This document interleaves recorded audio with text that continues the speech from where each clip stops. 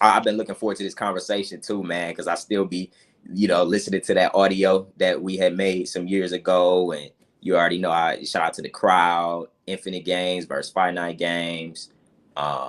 Yeah, man, I've been, what I'm saying, taking a lot of the things that you've put on your channel, but also from our conversation a few years back and been implementing them. So, yeah, I'm really happy because one of the things that separated you from the pack is the fact that you actually implemented it.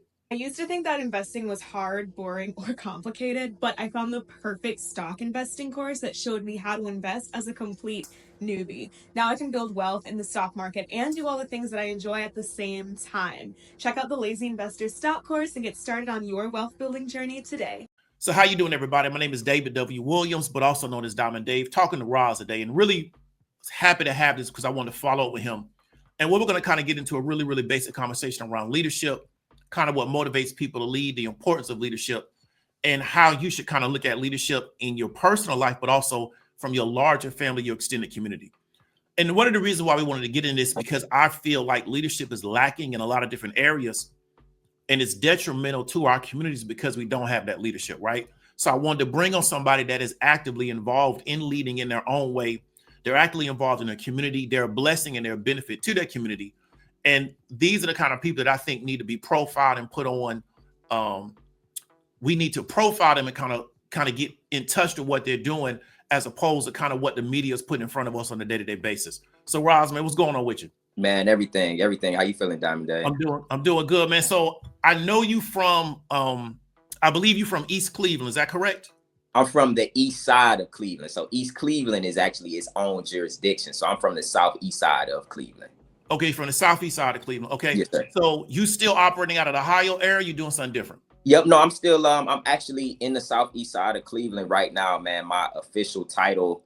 I started off as the entrepreneur in residence for the city of Cleveland, right? Okay. Helping businesses, but I've really transitioned most recently to a neighborhood investment manager for the southeast side of Cleveland, working with the Department of Economic Development for the city. Okay, so let me ask you a real quick question because we're talking about leadership. Yep. As you continue to progress professionally in your life, what made you decide to stay in your area as opposed to kind of moving around the country? Man, the importance of family. Okay. And I think a lot of your videos really spoke to my decision to really get my home base here. Because, right, I'm from Cleveland, Ohio, and there's a lot of Clevelanders who be like, after 18, I'm getting up out of there. And that's really how I felt, too, at 18. I went to Morehouse. I lived in a whole bunch of different cities and had opportunities. But really understanding that my power base is here, that if I'm really trying to build power, my family is here, my niece, you know what I'm saying? The younger generation is here. The older generation is here. And so me being a leader and being that patriarch in my family, I can't really affect them if I'm 5 hours away, 7 hours away, 12 hours away, right? So being able to just pull up on my niece and her, you know what I'm saying, recitals and do that whole thing, or go by and check on my father to make sure that he's cool, right? So just my core values of family really got me here because this is where the base at. Yeah, I feel you because like I stayed in Florida for an extended period of time, and I finally decided to come up out of Florida to move to Georgia. But one of the reasons why I chose Georgia because it was still relatively close to Florida. So if I need to get back down south, I can, if I have to, I can jump in a car and just drive down 75 to get back to Orlando. Right. If I got to fly, the flight is like 45 minutes to an hour compared to when I was living in Houston. The distance between Houston and Florida was so much further because I drove from Orlando to Houston the first time. Took me like 3 days to do it. And I kind of realized is that I'm very much separated from my family and my, like you said, my base of power from being out so far away from where I'm at. So I understand that. But one of the things I dealt with from living in Florida so long, especially living in Orlando, was kind of feeling like I was doing the same thing over and over again and kind of feeling low-key burnt out on the environment. Have you experienced that staying in the same environment for such an extended period of time? No, I haven't. Okay. I think it's any city is different when you got some money in your pocket. So I definitely came up southeast side of Cleveland, humble beginnings, and the city looked totally different as a child, and also, coming back to the city as an air quote broke college student. You know what I'm saying? Yeah. So I've been able to tap into different networks, different, environments, different places and things. And so it's also been a lot of development in Cleveland over the past 5 years to where it wasn't restaurants and things. We done built up the waterfront a little bit. So it's more to get into, but really just staying focused, man, staying out the way. I just was, Super Bowl just passed and I was over there with my family, right? Mm-hmm. I don't even really watch football like that, but you know what I'm saying, going over there to be with the fam. And one of my cousins was like, when you going back? And I'm like, what you mean? She's like, you're going back to Atlanta, right? I'm like, no, I've been here. And so but I just realized that I've been in the house, you know what I'm saying? Where my family didn't even really know that I was staying here. So it's part of it is, there are things to do. And part of it, man, just staying on the grind. I don't even really, get into it like that. I feel you. So one of the things I noticed, because like I said, I'm from Orlando, is growing up there, seeing a lot of changes in the city, seeing it come from like a slow city, a little more fast paced and starting to expand. And then as I get older, realizing that there was a lot of opportunity that wasn't taken, I would say, pursued by a lot of people in my area when I was younger. And now we're dealing with the detriment of that. So what we're seeing in Orlando, a lot of gentrification, the west side of the city, a lot of Black people being moved out of the city, being replaced by other ethnic groups. Because a lot of people when I was younger really didn't make the necessary sacrifice, also some of the necessary moves to make sure that we are good there from an economic standpoint. And I've tried to figure out what can be done to try to lessen some of that going on. But what kind of like so far down the road, I don't know what can be done at this time. When you're looking at Cleveland, you being a Cleveland native, what have you kind of seen in Cleveland that maybe wasn't dealt with properly when you were younger that now Cleveland people or the Black side of Cleveland's having to deal with? Man, I think you pretty much hit it on the head. So if we really want to get into it, man, Cleveland, the east side of Cleveland, right? Okay. Cleveland is a very segregated city. So everybody who know the Black people are on the east side of Cleveland, white folks and Spanish speaking people are on the west side of Cleveland. And when I say east side, west side, downtown is pretty much the center, right? So on this side of downtown, Black people, that side of downtown, whites and Hispanic people.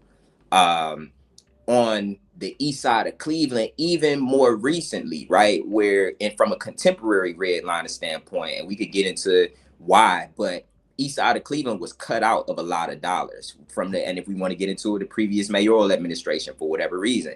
And so we've seen a disinvestment. It's a lot of blight over there. We've seen all of these different houses go into disrepair.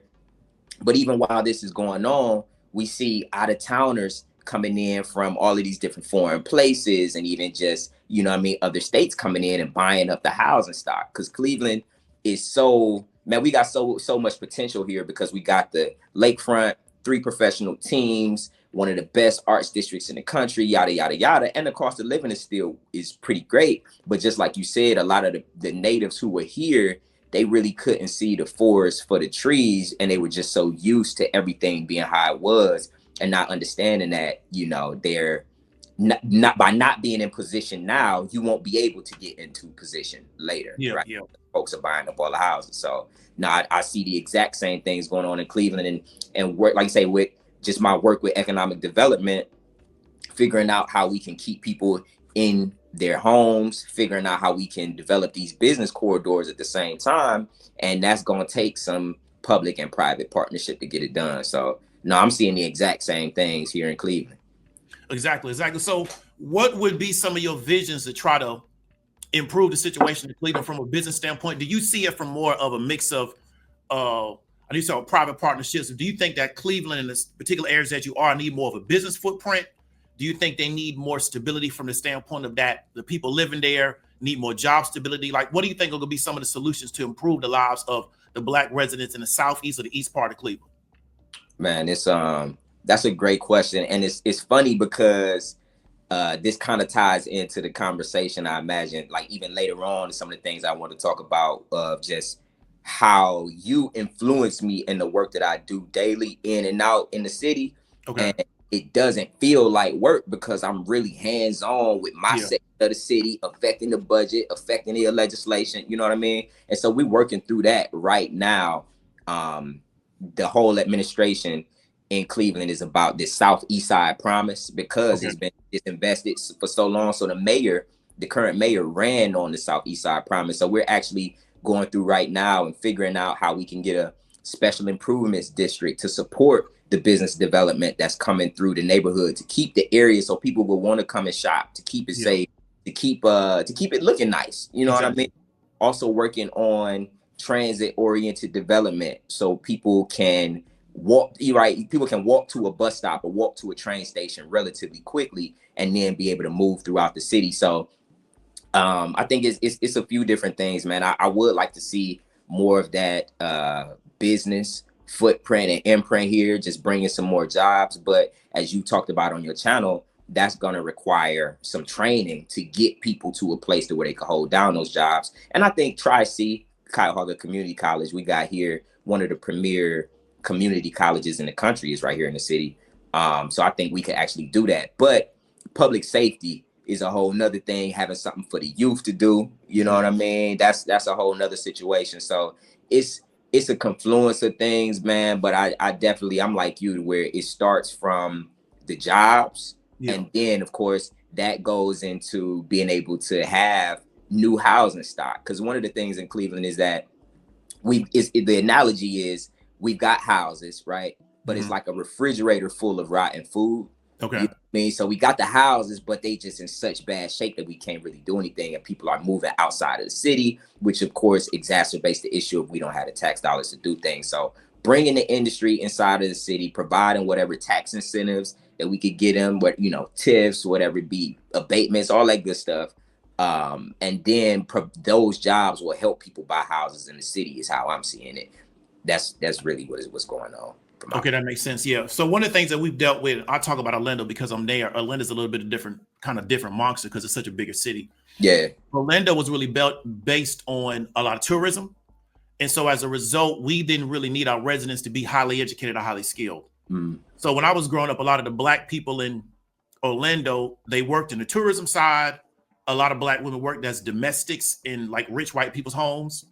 And then also a lot of people at one time picked oranges. So none of those jobs really take a large amount of skill. They don't really take a large amount of training. The challenge was that as Orlando started to develop, they lessened those jobs. You're easier to replace when you don't have those skills and have those trainings. Because one difference between where you're at in a part of the country and where I'm at, where I'm from, is we don't have that organized labor footprint outside of maybe like fire and police. Okay. So you're an individual contractor really working. Let's say you're working in the hotel industry, and then you get replaced by immigrants who are willing to work for less money than you because they're able to come, like, you know, and to give you an example, we'll bring people in from Haiti who barely speak any English, but if they know how to clean, they can work in a hotel. Right. So you're not dealing with this type of economic competition. And so one of the biggest challenges we've had in our city is because they needed so many people to work in those areas, they wouldn't educate you past that.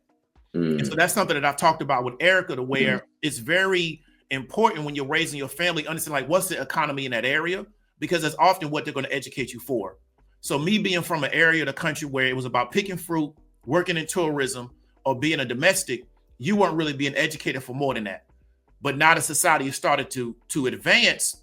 So people are coming to Orlando that are highly skilled, and they're pushing out the less skilled people. And I don't think the word has really gone out that people really need to start trying to upskill themselves so we can get that economic stability. Because the thing about tourism is that it's seasonal. Picking oranges is seasonal. Working as a domestic is really based on the people that you're working for having the ability to pay you. It's hard to build off that foundation. And Orlando was not really rolling out a lot of the housing programs they rolled out before to make sure that we can have that kind of stability.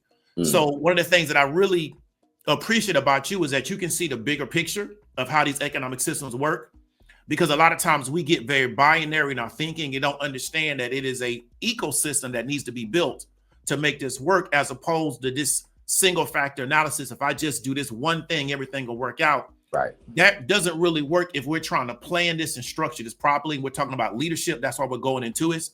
And so I really appreciate the fact that you can think and see it on the multiple levels, because we just can't see it to where if I just go to college and get a college degree, I'm good, because we need other things working in concert with all of this to make our communities work properly. Word. No, I definitely appreciate that, Dave. And I would credit your channel and just your perspectives, elevating me, allowing me to, get to that level, man. So thank you for that. No problem, man. But it's really you, because you were able to get it. So, you came in with the ability to get it. And one of the biggest, so that's why I say that we got to continue to encourage people like yourself and encourage other people around the country, because you can get it. And that's how these things got to get built. Because Roz, I look at it from the standpoint of that, if we needed to run a country, we got to have people that have the ability to see it on multiple levels and not just see it on the one level, because we got to run a whole country. So that's what I'm trying to get people to understand, because I really do believe this, that one day we're going to have to run things. I don't believe that the people that are in power are going to always be in power. Right. So if we don't start thinking from that particular level, when we now have to steward over the whole situation, we're not going to be prepared for it, because we haven't prepared people before time to do it. Man. So that's something I'm really a believer in. Yep. No, I appreciate that. And one of the things from the class and of course the video from a minute ago that you dropped on me and kind of just been ringing in my ear and really inspires me, you know, more so than it does it, is some people think that it's dangerous for them to not be in power, where many of us have been taught it's dangerous for us to be in power. Exactly. You know what I'm saying? Exactly. So taking on the headache and the responsibility of leadership versus the heartache and the anguish of somebody else telling you what it should be, and you know, you just having to deal and live with that. So taking that and making sure that I am intrinsically involved with my local government, you know what I mean? Being in position to affect legislation. I don't take that for granted, or being able to change up these economic development programs that were for the southeast side of Cleveland, but they really weren't developed with the southeast side of Cleveland in mind. So I totally, I'm on that. Yeah, Dylan. So something we'll kind of roll into what you talked about is understanding that, again, many of us have been socialized that we should not be in power, and other people have been socialized that the world won't work if they're not in power. They've been socialized that they need to be in control of every situation. Yep. And I've had to understand that even though sometimes leadership is difficult, it can be disappointing. You don't always get what you want. Sometimes you're not trying to fight the people that you're trying to lead and put in the best position, but it's worth it because you see the bigger picture. Those are some of the things that I've dealt with in trying to learn how to manage those relationships and manage sometimes those disappointments, but continuing to lead. What are some of the things that you've dealt with in leadership to where even if things didn't go your way, you've kind of realized I have to still keep carrying on because the bigger picture is kind of bigger than how I feel right now currently? Man, if we really gonna get into it, I went through a whole divorce, you know what I mean, and still had to lead and still had one of the best years in BREAUX Capital during that time. From a leadership standpoint, brought on more members, made more revenue. But yeah, that just personal life, right? We both understand you can't just turn off what's going on in your personal life from what's going on in your business life, especially as an entrepreneur. So that was one of the major things that really just taught me how to lead past pain and how to lead past my own hurts, right?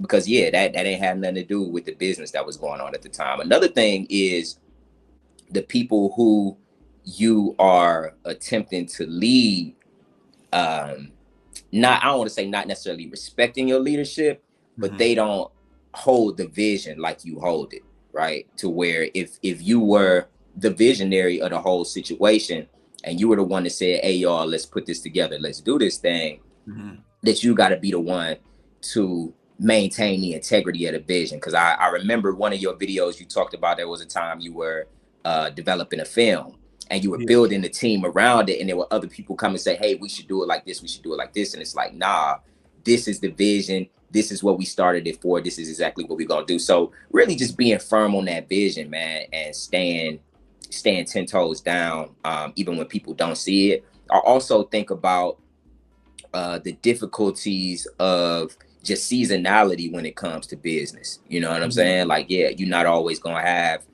a particular level of or a particular amount of revenue, but still having to figure it out, having to pivot. Also, right, we've been around, and I'm thinking about BREAUX Capital in particular. We've been around since 2016.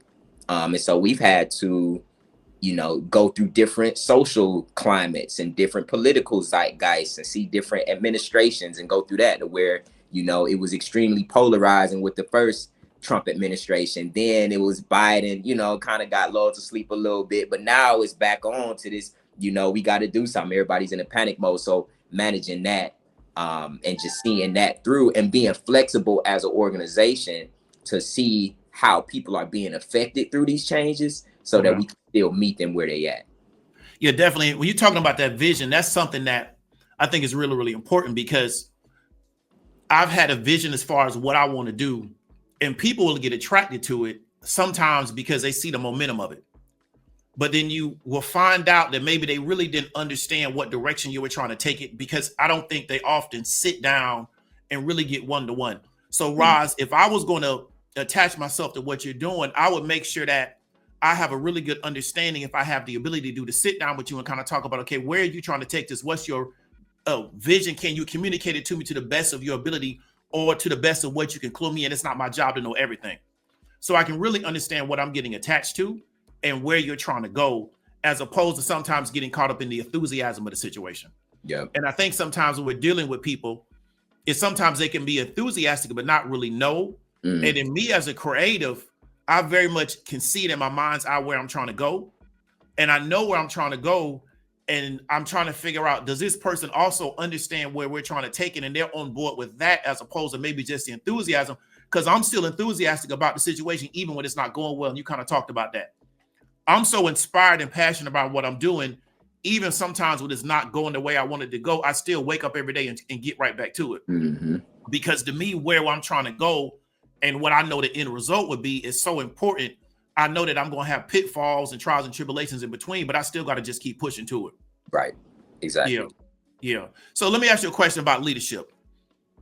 I never had this strong desire to be in a position of power. Never had this strong desire to always want to tell people to do. I don't have really like an authoritarian mindset. I'm not really that type of person. So we start looking at character archetypes. I'm more of what people call a reluctant leader, where it was more of the situation necessitated my leadership. When you're looking at your leadership style and how you lead, do you feel like more you were put in a position of leadership because of the situation necessitated it? Was it something that you feel like you were born for? Can you kind of elaborate on that? Man, I think really it's a combination of all three of those things, right? I feel like I was born for it. I feel like the situation necessitated it, but I also feel like I've developed myself to be able to do it. So, for example, prime example, I just gave you the story about my family and being in the city of Cleveland and, being a leader in my family at this point, right? I feel like I was low key born for that.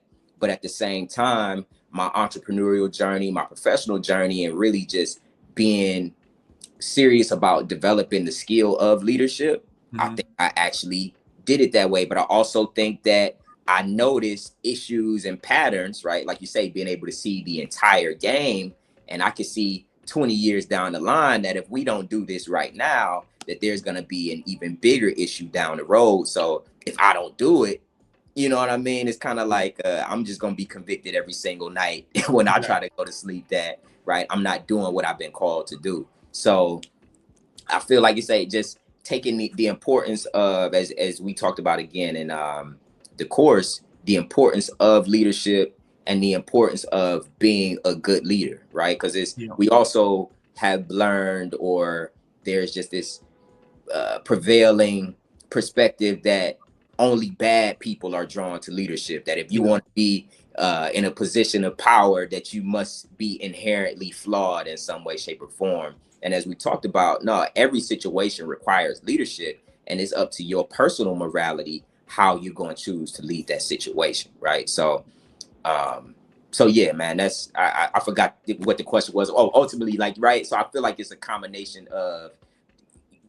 reluctant leader, but at the same time, I have to do it, but I also feel compelled that I was chosen to do it, right? And I didn't necessarily choose to do it. So it's, I agree with you too, because I know I had taught you, and we kind of explored the idea of the archetypes.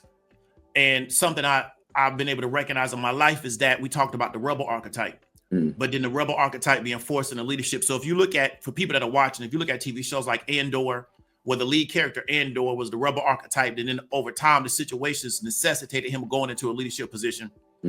Mel Gibson in Thunderdome, similar rebel archetype, forced into a leadership position.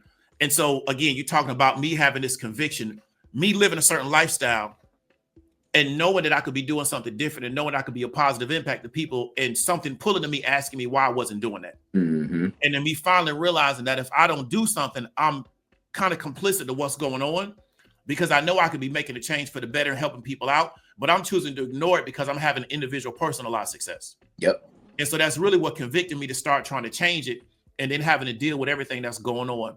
But let me roll into this, because we also talked about this when you took the course.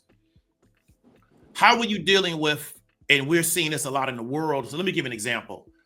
This new narrative that's kind of being pushed on a political level, to where diversity is bad and everything should be kind of based on merit. And we're going to create this flat world to where if you just are qualified and you have these particular, you hit these particular, I guess, KPIs or characteristics, then your merit will open up the doors and you're allowed to be successful, because we're only going to evaluate things by merit. And something that I'm very passionate about is understanding that how sometimes our values and principles can be used against us. And sometimes we're dealing with people that are not being genuine with us, but trying to get us to play this artificial game that they're creating that we're never going to be able to win. And how does that impact our ability to lead? So if I start believing that, okay, now everything's about merit and meritocracy, and so I should build this type of structure out, but in reality, that's not the game that they're playing. How are you dealing this in this new particular political era where they're trying to push these narratives, which can eventually move down to the state and the local level? How do you think that's going to impact your leadership in your community? Man, I think, I think just this idea that meritocracy will ever prevail is so far from the truth because of people's implicit bias. You know what I mean? Especially, and I catch it all the time. Young black male, long hair, right? Before you hear me speak or before you know my title or my position, you standing on the other side of the elevator, locking your car doors, right? And so that's just gonna be what it is. But understanding that it's even more important for us to build our own systems. And that's why I realized with BREAUX Capital, where my partner and I, we had pitched all across the country. They told us we had the best pitch that they had ever heard in their life, right? But we didn't fit the traditional mold of a young white entrepreneur, you know what I mean, who had actually worked at Bain and Company or Goldman Sachs or something like that before, right? That's what they were looking for. And they told us time and time again, great pitch, love it, your post revenue, but we don't want to invest. Well, I learned real quick that they could tell you, yes, you're the best one I've ever seen. That was literally the best pitch I've ever seen. You did the work, but we're still not going to invest in you. So that's where the idea for BREAUX Capital came, is that we got to come up with our own friends, family, and fools round, right? Because if we don't have a friends and family round to even get to that seed round, to get to an A, B, C, right, exit round, then we don't have anything. So building our own systems is important for us to invest in ourselves. But even shout out to our Jewish counterparts, where Cleveland is a city on the east side of Cleveland. There's also a very prominent Jewish population, right? And shout out to the Cavs being owned by Dan Gilbert, right? So they definitely have a strong presence in the city, and they also have institutions in which they're able to create a safety net for themselves, right? Where you have the community centers, but you also have the interest-free loan association, to where they're able to get capital. And shout out to the Hebrew Free Loan Association here in Cleveland. Not all of the HFLAs are open to people outside the Jewish community, but the one in Cleveland actually is. But I've been working with them, and I don't even want to say working with them, but really just taking cues from them to develop our own interest-free loan fund that we can have our people access in our community, right? So even the work, let's say the work I do on the Southeast side, you can have a economic development program that has a 50% matching component to where, oh, I'll give you 5 if you can bring 5. But if you ain't got $5,000 to bring, then you know what I mean, that program is no good for you. So like I say, that's not only am I, doing my best to be at the table to change the program, but then when I step out of the boardroom, organizing with my community to say, hey, let's do this on our own. So I don't know, Dave, I don't really let it affect me off the strength that we have to do our best to insulate ourselves from it from an economic development or economic self-defense standpoint, but also, doing our best to be at the table to affect these policies so that we don't get cut out of these dollars, like, you know, the government contracts provide. Shout out to Maynard Jackson, and, you know, just other cities like Atlanta that were able to build their Black business class from government funds. You know what I mean? So on a local level. So yeah, exactly. But so let's go to some of that Maynard Jackson conversation, because I like how you brought that up. But how do you think we go against the narrative? Because Maynard Jackson said we're going to earmark a certain amount of this particular airport construction to Black funds. So now we're dealing with the contingent of people that would say, well, that's discrimination, yada, yada, yada. Is there a way in which we kind of deal or insulate ourselves against that? Because we know that they're trying to change the narrative where these things shouldn't take place, kind of specifically based on the race of the people. So I'm the kind of person that, well, my attitude is that we're going to do it because that's what we're going to do. But do you think there's another more diplomatic way or another more professional way to go about it, as opposed to just going full steam into it? And when you say going full steam into it, what do you mean? Just saying, hey, well, we don't care that you don't like the fact that we are earmarking stuff for Black people. We're going to do it anyway. To me, you're more polished than I am. So is there a way to try to communicate that out, but not just say it, well, we're going to just do it anyway? Man, you know, and you and I both know, right? Shout out to the GI Bill, the Homestead Act, all of these different economic development programs that didn't require a matching component. Exactly. White men, right? Exactly. So I think it's on us as leaders, and when we get in these positions, to stand up and say, hey, we ain't gonna play this game with y'all. We see what y'all have done in the past, right? There was all this, you know, all these set asides. And then even beyond that, if we really want to help small businesses, the stats say that people ain't got $2,000 for an emergency. You know what I mean? And if you're a small business owner, a lot of them just created jobs for themselves. Exactly. So they have a nest egg of cash that they have on the side. So again, it's for us to really come to the table where it's like, if the laws aren't matching the people, it's not that the people are wrong. We got to change the laws up to meet the people at where they at, meet the policies at where they at. So it's really just, you know, like I say, man, we got to stand on our own too. And then of course, right, having the group behind you, right, where you're not just coming out there on this lone island, but people know that, hey, there are other folks who will support me in this effort. Okay, I appreciate it. So here's something I want to talk about before we get a little bit deeper into BREAUX Capital. Something I've dealt with in leadership is having people come and go. And what I mean is that I may be in partnership with somebody. That partnership may run its course for whatever reason. I may get into a new partnership. That partnership may run its course for whatever reason. And I'm still having to focus on what the overall large goal is. So I know, like, there's things that I want to do in 2025. Regardless of what happens around me, I need to keep pushing toward those particular goals, because the goal is to continue to expand, get the message out, and teach more people. How have you dealt with people coming and going through your particular life? And how have you stayed focused on the overall larger goal, even as people have come and gone through your life? I think it's we talk about often we talk about bureaucracy negatively, right? In the sense that the position will be there irrespective of the person, right? The standard operating procedure, the job description is there. I can get another body as long as they willing to comply with the program. You know what I mean? And so really, as you just said, keeping the vision there, but understanding what it is that you're looking for out of your team and out of that particular position, so that you can swap people in and out. But I also think one of the ways that we dealt with it, man, is just keeping a solid core amongst us, right? And we also understand amongst, let's say, the 5 of us, that, yeah, we're doing 85% of the work. But at the same time, if you got a real life situation that you got to go tend to and be able to come back to that. So I think to answer your question, how have I dealt with people coming in and out different positions, man, just holding the vision, building out that team, and being very clear about how these different pieces come together, so that way I can take somebody out and plug somebody else in and keep the ball rolling. So how did you learn how to build that kind of organizational structure? Because that's something that I have had challenges with. Really, my biggest issue was training people to do the job, right? Thinking that if I brought somebody on and they say I got a background in this, that they already knew what I needed them to do. So I had to really invest in trying to really learn how to train people properly.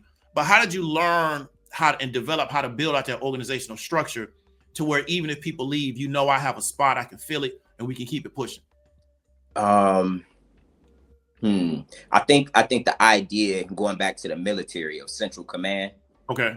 Right. And you may be familiar, I'm not sure if your audience is aware, in the Navy, there's just this, and that's how they would say we had the best Navy, because of this concept of central command, where we understand what the mission is. Mm-hmm. And because we understand what the mission is, the general doesn't have to be there on the ground with the foot soldier for him to know what the operating procedure and everything is, and it all funnels back up. So I think, and I remember one of your videos too, man, as you talk about, right, how did I learn? One of your videos, and it might be on your Patreon now, but it talked about building out the structure as a leader, having, you know, the two different, I guess really it started, you laid out how to build the org chart. I can't think of it exactly right now, but that also played a role into it. Automation also plays a role into it. A regular meeting cadence, even if you don't have, like you say, even like some meetings maybe 90 minutes, other meetings are 15 minutes, but we know that this meeting is going to be happening every week, so there's nothing that could fall through the cracks. Okay. Another thing is the communication is so important, because like in an organization like BREAUX Capital, for the longest, and many parts are still cooperatively owned and operated, right? So making sure there's an education component to it, but there's also just that guide and that example. So the communication has to be on point. And I think even taking it a step back overall from a high level, I think people buying into the idea is so important, because what's his name? Napoleon Hill in Think and Grow Rich, man. Okay. One famous quotes that he has in there is that ideas can be sold where goods and services cannot. Okay. Ordinary salesmen do not know this, and that's why they're ordinary. That's one of my favorite quotes. And that was really the thing with BREAUX Capital, is that when we first started and I was going to black men saying, hey, we're going to start this investment club and we'll be able to pool our capital, invest in each other, all I had was the idea and communication at that time. You know what I'm saying? We didn't have a 6-figure pool like we have now, and have some, you know, investments and return capital, yada, yada, yada, to people. So really just getting folks sold on this idea, man. I think that's so important. I think we skip over that and being charged up about this particular idea. And so, like you say, all of the X's and O's, the central command, the standard operating procedures. And even then, man, you also understand that there's a difference between projects and operations, right? Okay. Operations are something that's going to be continuously going into perpetuity. Projects have a clear start date and end date. And I, you know, have found that for our times with people's attention spans, right, that automation is for that operation. People are for those projects that have a clear start date and a clear end date. You know what I mean? Or even if you're trying to have them do an operation, you want to say, okay, do the operation for these 14 days, and then we'll assess it after that. And then you can start back the 15th day, right? But just keeping people in that loop, and also taking that burden off of, oh, I got it. There is no finish line. I got to do this for forever. Okay, I feel you. That's great. That's great stuff, man, because a lot of people, especially my self-employed people, we struggle from an operational standpoint, because like you just talked about, we just create a job for ourselves. And so we often don't know how to build an operation to kind of separate ourselves from having to do a lot of day-to-day stuff, because it wasn't something that we were trained to do when we were working in the corporate space and working a 9-to-5, yada, yada, yada. Mm-hmm. So I think that was a big help to really kind of help us understand how to build operations. You're talking about the weekly meetings, reporting in, so make sure everybody knows what everybody's doing. Yep. I think those things are really, really important. Yep. Yeah. And also so we have our monthly meeting so that everybody knows what's going on, and then we'll have the meetings in between based upon the teams. And right, in the government they call them committees, but we had called them functional teams inside of in BREAUX Capital. So yeah, man, just a lot of conversations. I also think about, you know, again, going back to the class, that the pyramids were built through people being together physically, right? People having a lot of conversations even before any bricks were moved, right? Yeah. So thinking about the things, and they still stand, and how many hundreds of thousands, almost millions of years later, right? So that was another thing about BREAUX Capital too, is that the culture of entrepreneurship now is you build something, 5 to 7 years, you sell it. And for us, it was like, nah, we're tackling a problem that's going to exist as long as a solution doesn't exist. So we've got to be that sustainable institution for 100+ years. And so that's why everything that we've been doing has been with 100 years in mind, that sustainability, building out that culture. Another thing, one of the books that you recommended on your channel was Infinite Games and Finite Games. Right. And one of the pieces in the book talks about the difference between a culture and a society, right? They're both necessary, but the culture is anybody could join the culture. You know what I mean? You could speak the language of hip hop. You could, wear the clothes, right? You could do all the things. But then when it comes to a society, you have to be inducted. You have to know somebody. You have to carry yourself a certain way to get in and to remain on the inside of that, right? So with BREAUX Capital, it was about building a culture, but it was also about maintaining the integrity of the society at the same time so that we can move forward into the future. So we got to have enough culture to where people can, attach themselves to the brand and develop an affinity for the brand. But from a societal standpoint, we got to be very clear about what our rules and what our standards are and where we moving to. Yeah, man, I think what you just said is really, really important, because what you're talking about is being very intentional, deliberate about what you're building, and not just being a cash grab or something we're just doing for the moment.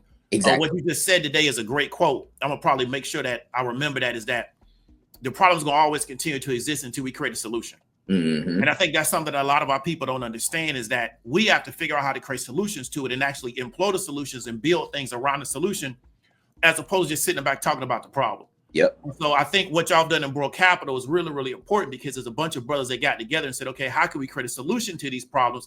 You talked about the no interest financing and things of that nature. These are things that have always gone on, that have been problems in our communities. Lack of access to capital, lack of relationships, lack of networks that nobody doesn't want to really try to figure out how to solve.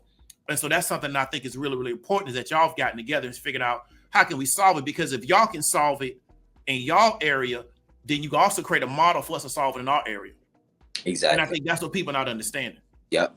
No, I appreciate that. I definitely appreciate that. And BREAUX Capital started in 2016 as a remote organization, because we were all in different places, right? And so the pandemic came, we were already ahead of the curve in terms of we already having virtual meetings. We're already pooling our capital virtually, right? We don't have to come to a physical place to do this. And another one of the things that we realize is that coming from that national down into this hyper local focus, we could really make even more impact by being focused on a place like Cleveland, but having the support of the national organization. And that's, where we're going next. Shout out to your audience, giving them the insight that, this residential housing market in Cleveland is one of the best in the nation, right? Especially off that 1% rule, where if you buy a house for $100,000, the 1% rule says you should rent it out for $1,000 per month at least. Well, the renter market says that, people paying $1,300, $1,500 a month, but you could have bought the house for, let's say, $90,000, right? So now you're closer to that 1.5, 1.6%. You know what I mean? So we got a great rental market here, and it's time for us to take advantage of it. And so, like you say, pulling our capital national level, and then really having boots on the ground here locally as Black men to really take advantage and take back our communities on that way. So shout out to Buy the Hood as well for giving me that real estate insight. Yeah, definitely. I'm glad you're talking about that Cleveland market, because we know that Cleveland has dealt with a little bit of economic downturn from the deindustrialization of the Midwest. And so I'm happy to see that y'all are looking at the future and where Cleveland can go, especially that residential real estate market being relatively hot. Good way for people to get in, because we know down south houses are, just so crazy. People going to start looking for new places to move into, because they're going to get priced out a lot of these other markets. Yep. You just hit the head, man, that Chicago, relatively next door. And they about 3 times as much, right? So like we got Chicago level amenities here, but at Indiana, West Virginia prices. And so it's only a matter of time that the market is going to catch up and realize that, we see it where inflation is going and people are looking for places to live. So being in position early and just, and you always talk about this on your channel too, having the discipline to get in position, right? And stay in position wait for that move to come. And it may come, right, as we talk in real estate, it may come in 20 years. Exactly. But having the structure in place to where even if I'm not here, that the institution is there to still be able to move these, I guess, initiatives and this agenda forward. Okay, I appreciate that. So let me ask you, because you're talking about something that I really wasn't aware of. We start talking about building structure, building institutions.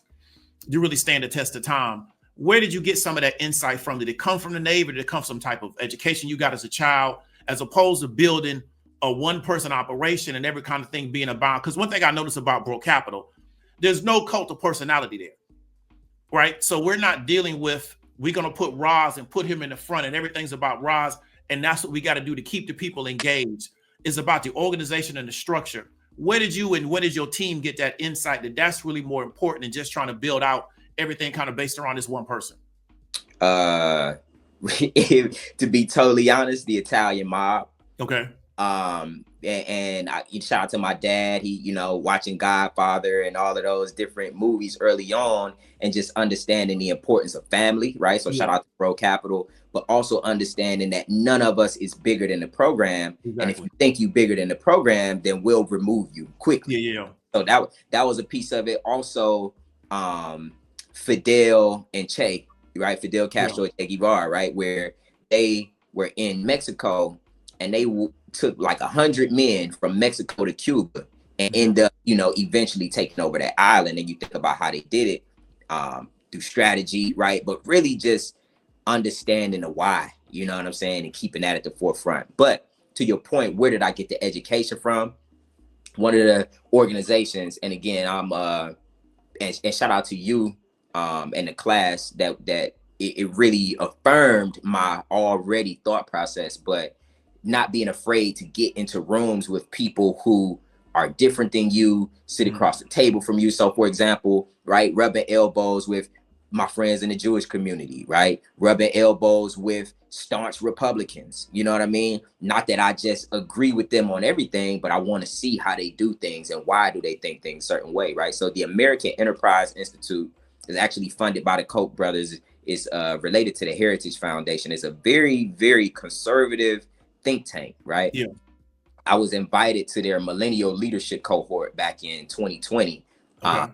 And they were talking about building institutions and the importance of the morality of the leaders who are building that institution, you know, because it's a concept in sociology. And that's another piece too. I get to that, but there's a concept in sociology around founder effects. And the people who found the organization, very similar to America, right?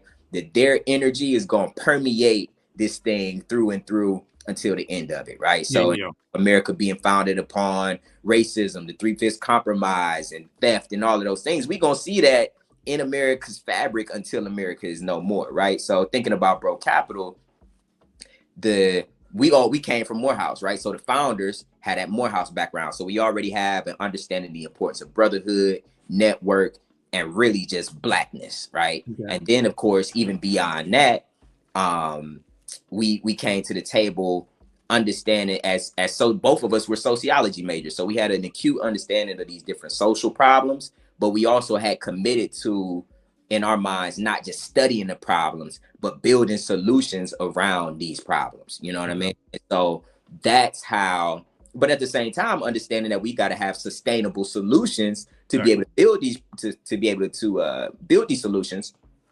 Or we always going to be asking for money from the government. We're going to be asking for money from other rich people, or we're going to be asking money from nonprofit organizations, which are funded by rich people. So that's why that grassroots mobilization and organization, if we all just going to put our own capital in, our own money in, we're going to have checks and balances to where nobody can run off with the bread at any given time. And we just going, you know, one foot in front of the other forward until we get there.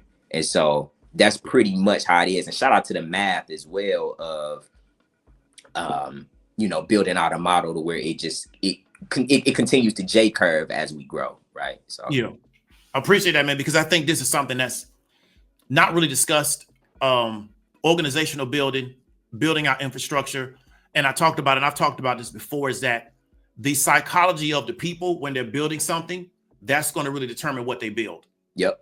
And so we got to really understand. There was a sister who was a student of Dr. Clark. She kind of talked about that. I think like in the 90s, she put out a book and kind of broke that down. But that is really important to where if I'm building something or we're building something, who we really are, our morality, our values, our principles, our psychology, it will determine what we create.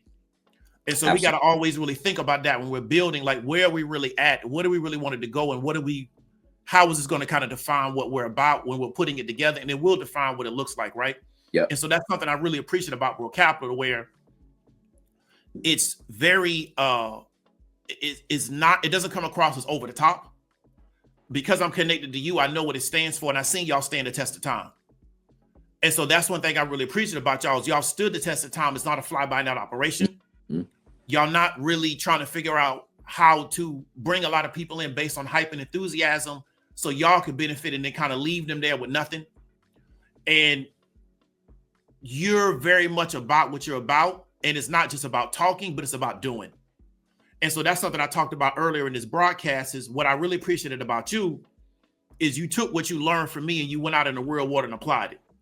You didn't just get stuck on, let's just have a conversation about stuff, but I don't go do nothing. Mm-hmm. So what separates you from the pack is you had the will to go do it. Mm-hmm. And those are definitely the people that I'm looking for. So what I appreciate is how God brought us together, because I didn't know you. I knew you from Facebook. I didn't know you in real life. Word.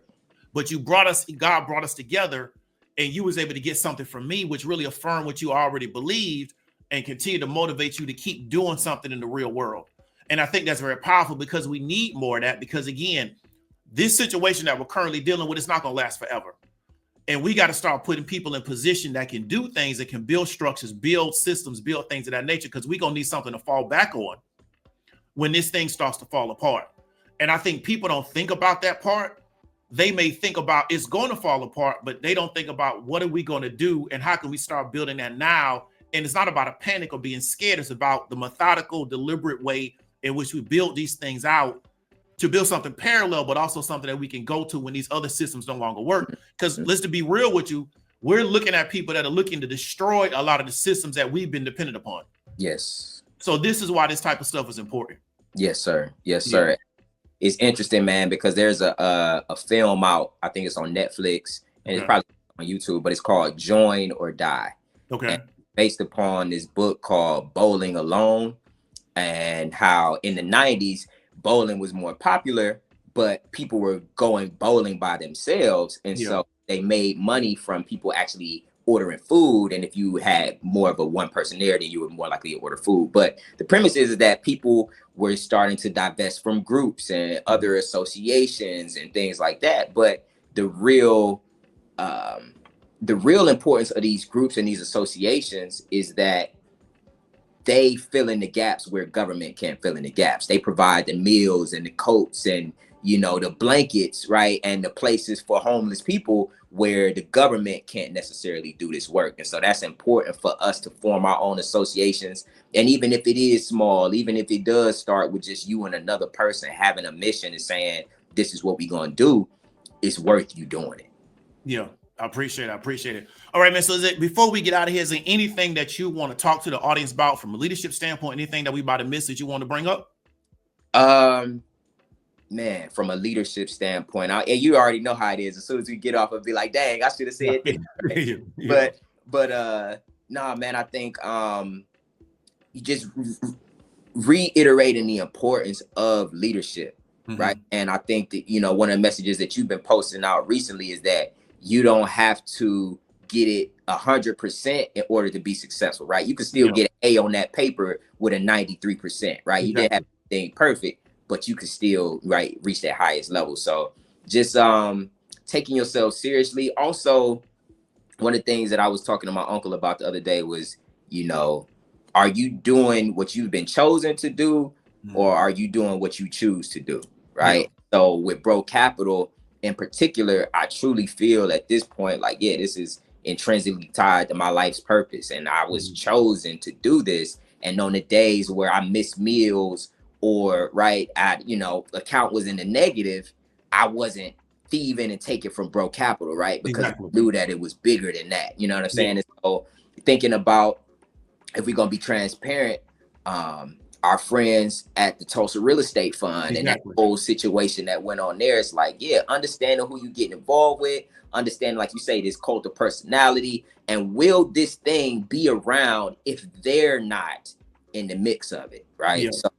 So just building it for succession, man. But nah, man, I appreciate you for just having me on the channel, being able to talk about what we doing at BREAUX Capital. We also have Sis Capital for Black women, right? So BREAUX Capital was developed in 2016 when Black women were leading in terms of educational attainment, and they were doing all these different things. All these different social organizations for Black women existed, but there was really nothing for Black men. And so for us, our thesis and our primary belief is that every Black family should be an investment club. We started with Black men.